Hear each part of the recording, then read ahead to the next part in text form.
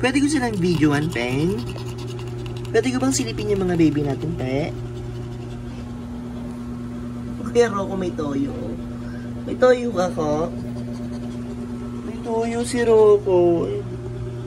Pwede ba, Peng? Videoan ko lang sila saglit. Ami, ito. Ay, ang cute na. Ang cute niya. Ipapa-video daw siya, Pi. Gusto niya na magpa-video. Ito na video ko to kagabi, puyat to. Nag-video siya kagabi, kaya puyat siya.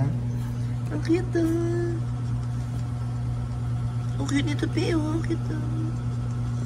Ang cute nito, baby girl. Walang buntot. Oh. Ang cute niya. Ang cute ah. Baka pwede ko siya ng videoan, Peng. Hindi nakakakita na pala yan eh. Huh? Nakakakita na. Dilat na yan. Dilat na kagabi. Nakalimutan ko sa mister yung binantayan. Yung nakaraan pa yan, dilat.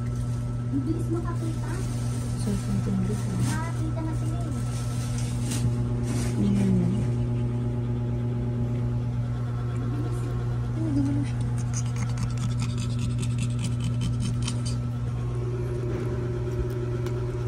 Di ba isang lalaki, isang babae doon?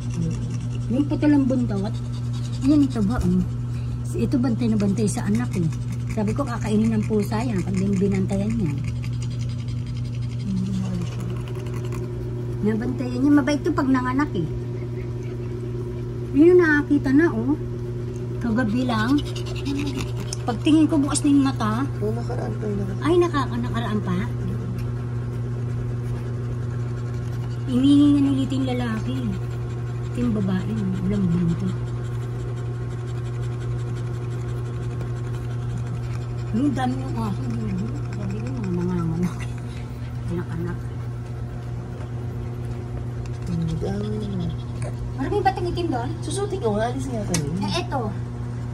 Gusto mo na maglalagaw na ito. Baka meron ako. Ito yung short na puti. Ha?